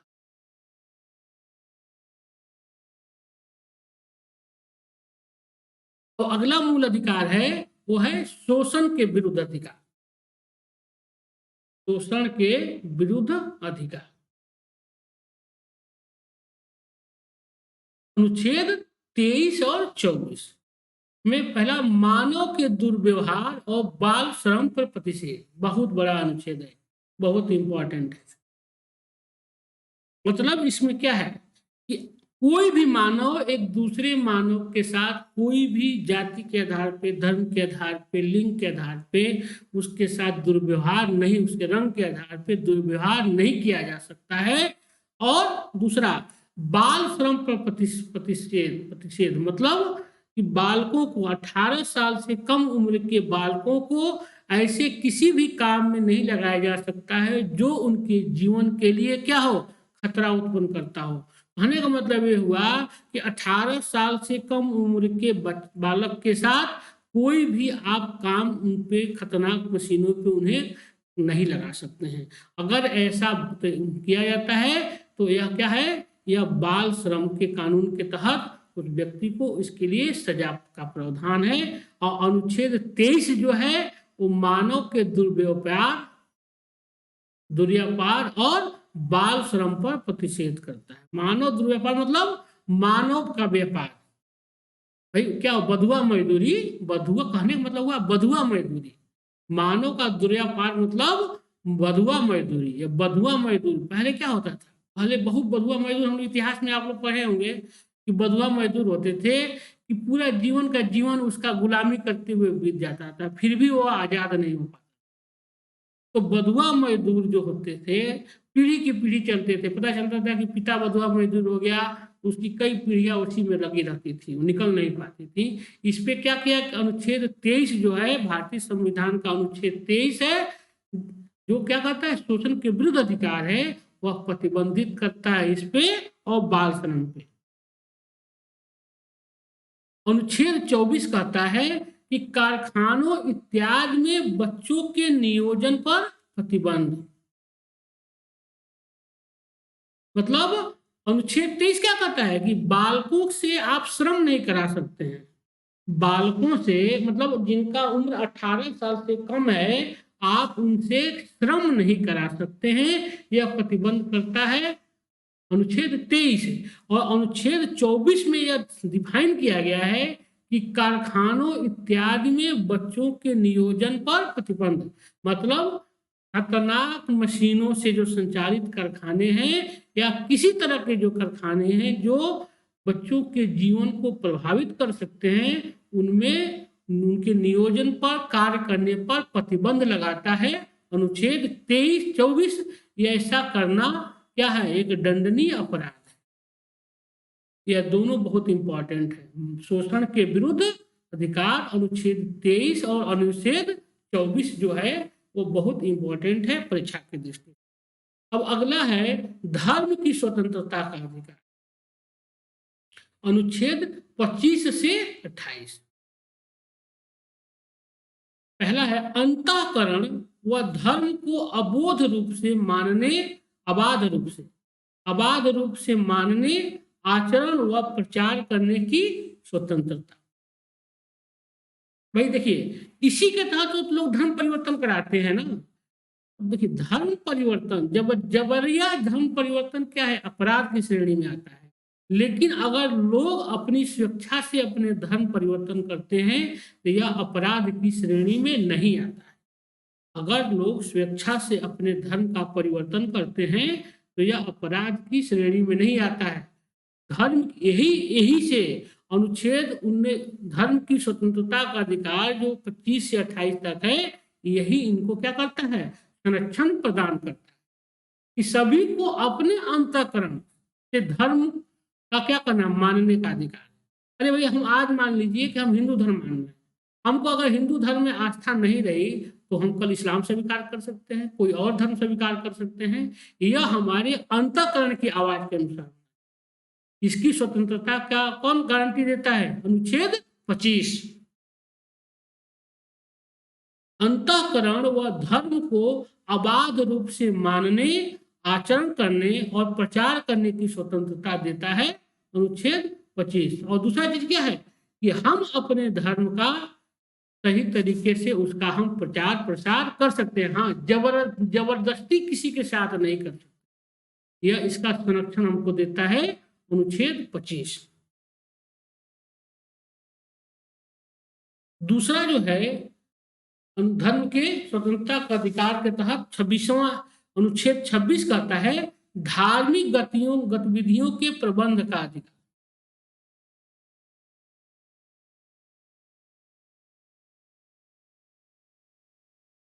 तीसरे मूल अधिकार के अंतर्गत 25 से 28 के अंतर्गत अनुच्छेद 26 कहता है कि हम अपने धार्मिक गतिविधियों के प्रबंध करने का अधिकार दिया गया है। मतलब हमारे धार्मिक जो गतिविधि हैं उस पर कोई भी प्रतिबंध नहीं लगाया जा सकता। जैसे मान लीजिए हम पूजा का आयोजन कर रहे हैं, इस पर कोई प्रतिबंध नहीं लगा सकता। हम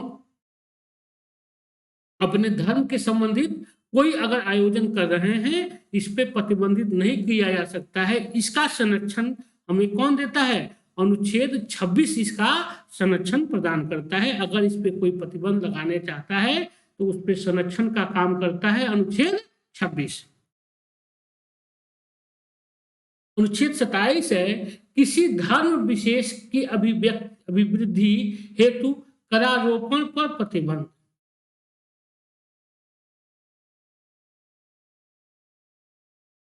किसी धर्म विशेष की अभिवृद्धि हेतु करारोपण पर प्रतिबंध, अनुच्छेद 27।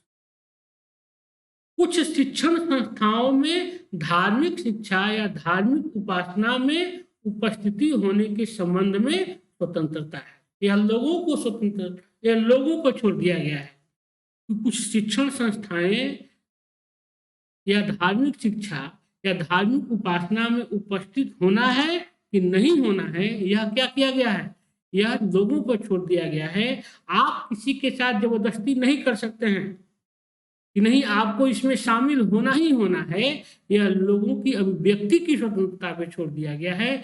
इसका संरक्षण कौन करता है? अनुच्छेद 28। अनुच्छेद 28 कहता है कि धार्मिक शिक्षा, अगर कोई व्यक्ति धार्मिक शिक्षा लेना चाहता है तो वह उसके लिए स्वतंत्र है, उस पर आप प्रतिबंधित नहीं कर सकते, या किसी को आप उसके धार्मिक उपासना से, उसकी धार्मिक शिक्षा को लेकर आप उसके साथ जबरदस्ती भी नहीं कर सकते। इसका संरक्षण करता है अनुच्छेद 28। अगला जो मूल अधिकार है वो है संस्कृति और शिक्षा संबंधी अधिकार। संस्कृति और शिक्षा संबंधी अधिकार अनुच्छेद 29 और 30। पहला इसमें है अल्पसंख्यकों का अधिकार। अनुच्छेद 29 के तहत क्या कहा गया है? ये अल्पसंख्यकों के हितों की संरक्षण करता है। अनुच्छेद 29 जो है ये अल्पसंख्यकों का अधिकार है। इसके तहत जो अल्पसंख्यक जो हैं, जैसे मुस्लिम है, मुस्लिम, सिख, ईसाई, जैन, बौद्ध, इनको ये क्या करता है? संरक्षण प्रदान करता है, अनुच्छेद 29। दूसरा है अनुच्छेद 30, शिक्षण संस्थाओं की स्थापना और प्रशासन करने के अल्पसंख्यक वर्गों का अधिकार। जैसे माइनॉरिटी जो कॉलेज होता है, शिक्षण संस्थाएं होती हैं, उनको स्थापना करने का अधिकार दिया गया है कि कोई भी व्यक्ति अपने धर्म के अनुसार वो क्या कर सकता है? अपनी संस्कृति के संरक्षण के लिए वो शिक्षण संस्थान खोल सकता है और उसका वो संचालन भी कर सकता है। उस शिक्षण संस्थानों का प्रशासन भी कर सकता है और सरकार एक हद से ज्यादा उसमें हस्तक्षेप नहीं कर सकती है। इसका संरक्षण जो देता है वो देता है अनुच्छेद 30। आप देखे होंगे कि इसी के तहत आप देखे होंगे बहुत से माइनॉरिटी कॉलेज खुलते हैं। जैसे अलीगढ़ मुस्लिम यूनिवर्सिटी है, ये इसी संस्कृति शिक्षा के संबंध में अनुच्छेद 30 के अंतर्गत ही खोला गया है तो केंद्रीय यूनिवर्सिटी, लेकिन क्या है उसमें क्या है कि 50% से ज्यादा इन तरह के शिक्षण संस्थानें जो होती हैं, जो जिसकी स्थापना अल्पसंख्यक वर्गों के हितों के लिए किया जाता है, उसमें 50% से ज्यादा अन्य वर्गों के लोगों को शामिल उसमें नहीं किया जा सकता है। कम से कम 50% जो वहां का जो सीट होगा वह अल्पसंख्यक वर्ग के लिए ही रखा जाए। जैसे अलीगढ़ यूनिवर्सिटी है, जामिया मिलिया यूनिवर्सिटी है, ये अल्पसंख्यक शिक्षण संस्थानें हैं। संवैधानिक उपचारों का अधिकार।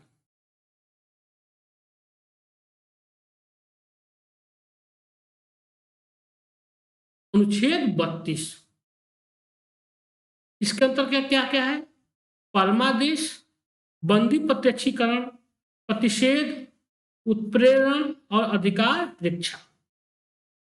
इसी को क्या कहा जाता है? यह मौलिक, इसको संविधान की आत्मा माना है। संवैधानिक उपचारों का अधिकार है अनुच्छेद 32। इसको संविधान की आत्मा कहा है डॉक्टर भीमराव अंबेडकर ने।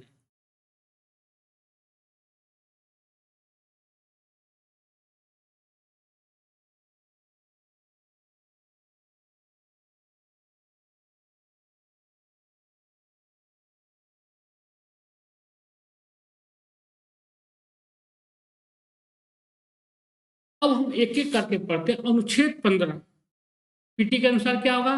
धर्म, मूल वंश, जाति, लिंग, जन्म स्थान के आधार पर विभेद का प्रतिषेध करता है। अनुच्छेद 15(1) राज्य के द्वारा नागरिकों के साथ केवल धर्म, प्रजाति, जाति, लिंग, जन्म स्थान अथवा इनमें से किसी भी आधार पर भेदभाव नहीं किया जाएगा, परंतु अन्य आधारों पर विभेद किया जा सकता है। यह कहता है अनुच्छेद 15(1). अनुच्छेद 15(3) कहता है कि राज्य के द्वारा महिलाओं और बच्चों के उत्थान के लिए विशेष प्रावधान, समानता के अधिकार का उल्लंघन नहीं किया जाएगा। इसी के तहत एक केस में चंपकम दुराई राजन बनाम मद्रास राज्य बाद में निर्णय के बाद अनुच्छेद 15(4) को पहले संविधान संशोधन द्वारा जोड़ा गया है।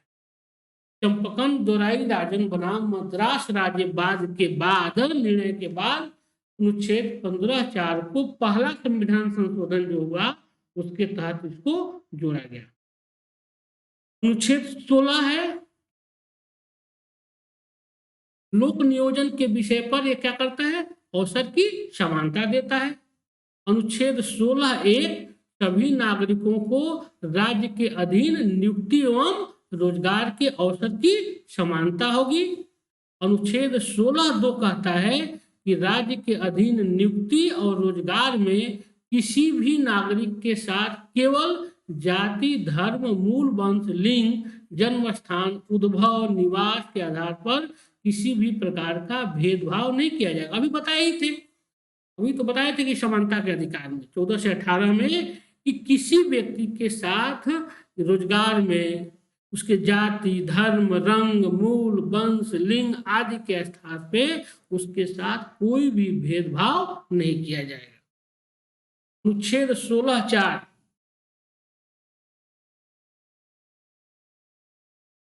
अनुच्छेद 16(4) में नागरिकों के किन्हीं पिछड़े वर्गों के राज्यों के अंतर्गत नियुक्ति, रोजगार एवं संरक्षण प्रदान किया जाएगा यदि इन वर्गों का प्रतिनिधित्व सेवाओं में अपर्याप्त है। 16(4) के तहत क्या किया गया है, आरक्षण की व्यवस्था इसी के तहत किया गया है। अनुच्छेद 16(4) जो है जो समानता के अधिकार से संबंधित है, 16(4) किसमें, इसी के तहत लोगों को आरक्षण की प्रावधान किया गया है कि अगर यह लगता है कि किसी वर्ग का जो है उसको समान जो आरक्षण, वो क्या करते हैं, पिछड़े वर्ग के राज्यों में पिछड़े वर्गों को राज्य के अंतर्गत नियुक्ति, रोजगार में अवसर की समानता कम मिली है, तो इसीलिए उसको पूरा करने के लिए आरक्षण की व्यवस्था की गई है। 16(4) अपर्याप्त शब्द का आशय, जो अपर्याप्त शब्द है किसमें, नियुक्ति में अपर्याप्त जो है उसका अर्थ है, अपर्याप्त शब्द का आशय जनसंख्या की प्रतिशतता के आधार पर समझा जा सकता। मान लीजिए कि 20% आबादी है एससी वर्ग की, एससी वर्ग की 20% आबादी है, अगर उसकी जनसंख्या के अनुसार अगर ये लगता है कि इसको कम रोजगार प्राप्त हुआ है, इसीलिए क्या किया गया, इसी चीज की कमी को पूरी करने के लिए आरक्षण की व्यवस्था किया गया, जिसमें ओबीसी को, महिलाओं को और एससी एसटी वर्ग को आरक्षित किया गया। किसके अंतर्गत, अनुच्छेद 16(4) के अंतर्गत। पहली बार प्रधानमंत्री विश्वनाथ प्रताप सिंह ने पिछड़े वर्ग के लिए 27% आरक्षण की व्यवस्था की थी, इसी किसके तहत, अनुच्छेद 16(4). अनुच्छेद 16(6) इस अनुच्छेद की कोई भी बात राज्य को नागरिकों के आर्थिक रूप से पिछड़े वर्ग ईडब्ल्यूएस के लिए राज्य के अधीन सेवाओं में नियुक्तियों या पदों के आरक्षण हेतु उपबंध करने से नहीं रोकेगी। यह आरक्षण पहले से दिए गए आरक्षण के अतिरिक्त अधिकतम 10% होगा। अब इसी के तहत अनुच्छेद 16(6) के तहत ही यह क्या करता है, आर्थिक रूप से पिछड़े वर्ग की बात करता है। अनुच्छेद 16 जो है यह आर्थिक रूप से पिछड़े वर्ग की बात करता है, और इसी के तहत सरकार के द्वारा अभी हाल ही में केंद्र सरकार के द्वारा पिछड़े आर्थिक रूप से पिछड़े वर्ग, मतलब सामान्य वर्ग में जो आर्थिक रूप से पिछड़ा है उसको अलग से 10% आरक्षण की बात, ईडब्ल्यूएस 10% आरक्षण की बात कही गई है, और यह कहा गया है कि यह 10% से ज्यादा नहीं हो सकता है, यह अधिकतम 10% तक आर्थिक आधार पे से पिछड़े लोगों को आरक्षण दिया जा सकता है। यह 50% से ज्यादा हो, यह 50% का जो वो है कोटा है उससे अलग हो। अनुच्छेद 17 अस्पृश्यता का अंत। अनुच्छेद 17 के अंतर्गत अस्पृश्यता, छुआछूत को प्रतिबंधित किया गया। परंतु संविधान में अस्पृश्यता को परिभाषित नहीं किया गया। मतलब कि संविधान में यह कहीं नहीं कहा गया है कि किसको अस्पृश्य माना जाएगा, किसको नहीं माना जाएगा। अस्पृश्यता निवारण अधिनियम 1955 के अंतर्गत छुआछूत क्या है, एक दंडनीय अपराध माना गया है। छुआछूत एक दंडनीय अपराध माना गया है।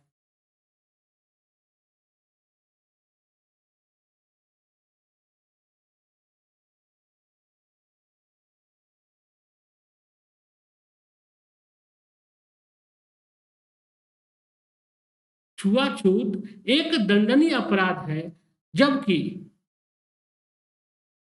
जब इसी का नाम बदलकर नागरिक अधिकार संरक्षण अधिनियम कर दिया गया है। अस्पृश्यता निवारण अधिनियम था, उसी का अब नाम बदल के क्या कर दिया गया है,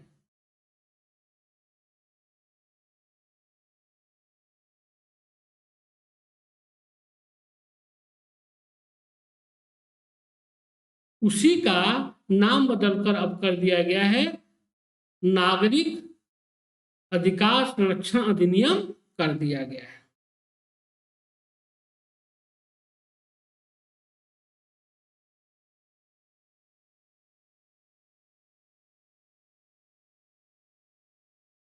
अनुच्छेद 18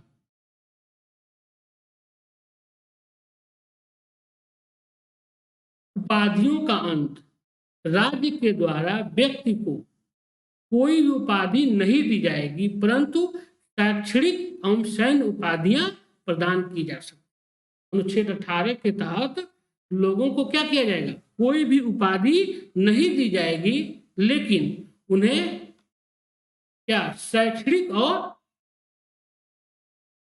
सैन्य उपाधियां दी जा सकती हैं। कोई भारतीय नागरिक विदेशी राज्य से उपाधि नहीं लेगा। अगर उसको यह लेना होगा तो इसके लिए उसको क्या करना पड़ेगा, उसके लिए इसी सरकार से परमिशन लेना। दूसरा जो है वो है स्वतंत्रता का अधिकार। अनुच्छेद 19 से 22 व्यक्तिगत स्वतंत्रता सभी मौलिक अधिकारों में सर्वाधिक महत्वपूर्ण है। इसी को अक्षुण्ण रखने के लिए भारतीय संविधान में अनुच्छेद 19 से 22 तक व्यक्तिगत स्वतंत्रता से संबंधित प्रावधान किए गए हैं, जो मौलिक अधिकारों के भाग का मेरुदंड है। अनुच्छेद 19 है 6 अधिकारों की यह क्या करता है, रक्षा करता है। अनुच्छेद 19 में वर्णित अधिकार मूल अधिकारों का केंद्र बिंदु है। यह सभी नागरिकों को प्राप्त है। इसमें 6 प्रकार के विशिष्ट अधिकार शामिल हैं। 19 में अनुच्छेद 19(1) वाक एवं अभिव्यक्ति की स्वतंत्रता। इसका अर्थ है कि व्यक्ति किसी भी माध्यम जैसे बोलकर, लिखकर, छापकर, चित्रकारी आदि के द्वारा अपने विचारों को क्या कर सकता है, व्यक्त कर सकता है। यह है अभिव्यक्ति की स्वतंत्रता। इस प्रकार इसके अंतर्गत अभिव्यक्ति के सभी माध्यम शामिल हैं। उच्चतम न्यायालय ने वाक एवं अभिव्यक्ति की स्वतंत्रता के अंतर्गत निम्नलिखित को सम्मिलित किया है। अनुच्छेद 19 के अंतर्गत 6 स्वतंत्रताएं हैं। शांतिपूर्ण हथियार रहित सम्मेलन का अधिकार, अनुच्छेद 19(1)(b) संगम या संघ या सरकारी समिति बनाने का अधिकार, अनुच्छेद 19(1)(c) वाक एवं अभिव्यक्ति की स्वतंत्रता, अनुच्छेद 19(1)(a) भारत के राज्य क्षेत्र में अवोध संरक्षण का अधिकार, अनुच्छेद 19(1)(d) कोई वृत्ति, आजीविका, व्यवसाय या व्यापार करने का अधिकार, अनुच्छेद 19(1)(g) और भारत के किसी भाग में निवास करने व बसने का अधिकार, अनुच्छेद 1(e) शांति का अधिकार, प्रेस की स्वतंत्रता, व्यावसायिक विज्ञापनों की स्वतंत्रता, फोन टेपिंग के विरुद्ध अधिकार, अपने या किसी अन्य के विचारों को प्रसारित करने का अधिकार, अर्थात सरकार का इलेक्ट्रॉनिक मीडिया पर एकाधिकार नहीं है, सरकार उस पर प्रतिबंधित नहीं कर सकती। राजनीतिक दल या संगठन द्वारा आयोजित बंद के विरुद्ध अधिकार, संसद सरकारी गतिविधियों की सूचना का अधिकार, किसी अखबार पर पूर्व प्रतिबंध के विरुद्ध अधिकार और प्रदर्शन एवं विरोध का अधिकार, लेकिन हड़ताल का अधिकार जो है वो मूल अधिकार नहीं है। अनुच्छेद 20 किसी व्यक्ति को एक ही अपराध के लिए एक बार से अधिक दंडित नहीं किया जा सकता। अनुच्छेद 20 कहता है कि किसी भी व्यक्ति को एक बार से अधिक उसके एक अपराध के लिए एक बार से अधिक दंडित नहीं किया जा सकता। अनुच्छेद 20(3) किसी भी व्यक्ति को अपने ही विरुद्ध गवाही देने के लिए बाध्य नहीं किया जा सकता है, यह कहता है अनुच्छेद 20(3). अनुच्छेद 21 प्राण एवं दैहिक स्वतंत्रता का संरक्षण, जीवन का अधिकार। अनुच्छेद 21 के अंतर्गत ही क्या कहा गया है? जीवन का अधिकार। राज्य के द्वारा किसी भी व्यक्ति को विधि द्वारा स्थापित प्रक्रिया से ही उसके जीवन एवं दैहिक स्वतंत्रता से वंचित किया जाएगा। अनुच्छेद 21 के तहत प्रदत्त प्राण एवं दैहिक स्वतंत्रता के अर्थ के विस्तार में मेनका गांधी बनाम भारतवाद 1978 की विशेष भूमिका रही है। इसी बाद में न्यायालय ने पहली बार माना कि अनुच्छेद 21 में प्रयुक्त दैहिक स्वतंत्रता में वे समस्त आवश्यक तत्व शामिल हैं जो व्यक्ति के जीवन को क्या करते हैं? गरिमापूर्ण बनाने में सक्षम है। अब अनुच्छेद 21 के अंतर्गत कौन कौन से अनुच्छेद मिले हुए हैं, अधिकार, मौलिक अधिकार मिले हैं, उसको हम देखते हैं।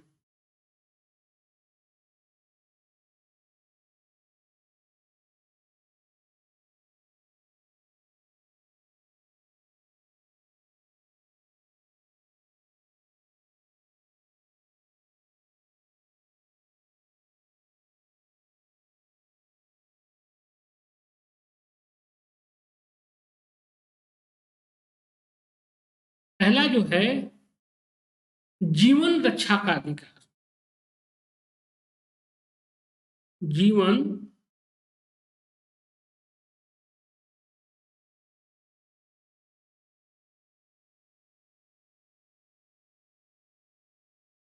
जीवन रक्षा का अधिकार। दूसरा निजता का अधिकार। तीसरा आश्रय का अधिकार, स्वास्थ्य का अधिकार। मतलब अनुच्छेद 21 इतना बड़ा है, व्यापक है कि जीवन रक्षा का अधिकार, निजता का अधिकार, आश्रय का अधिकार, स्वास्थ्य का अधिकार, सुनवाई का अधिकार, सूचना का अधिकार, प्रतिष्ठा का अधिकार, सोने का अधिकार, निष्पक्ष सुनवाई करने का अधिकार, विद्युत का अधिकार, मानवीय प्रतिष्ठा के साथ जीने का अधिकार,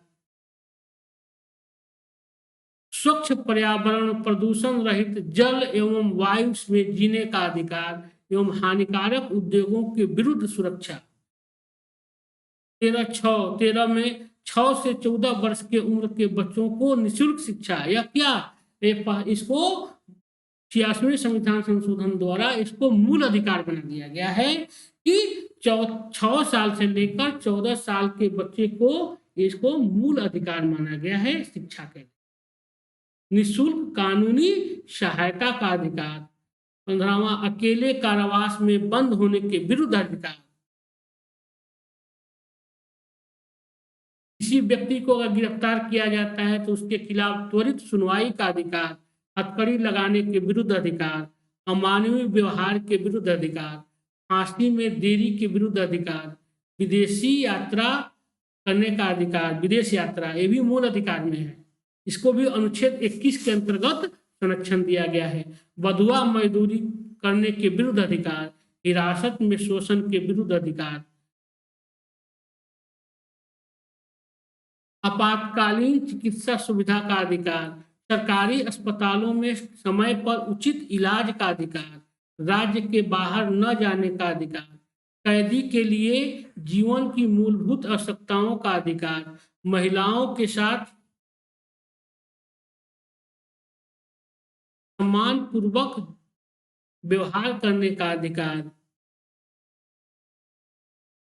सार्वजनिक फांसी के विरुद्ध, ये नहीं किसी भी व्यक्ति को सार्वजनिक रूप से फांसी नहीं दिया जा सकता है, इसके विरुद्ध अधिकार, दोष सिद्धि न्यायालयी आदेश के विरुद्ध अपीली का अधिकार, सामाजिक सुरक्षा तथा परिवार के संरक्षण का अधिकार, सामाजिक एवं आर्थिक न्याय एवं सशक्तिकरण का अधिकार,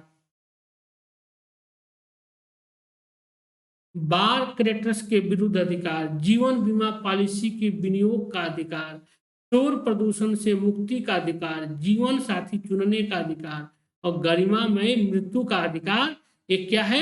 ये सबको अनुच्छेद 21 के तहत रखा गया है। अनुच्छेद 22,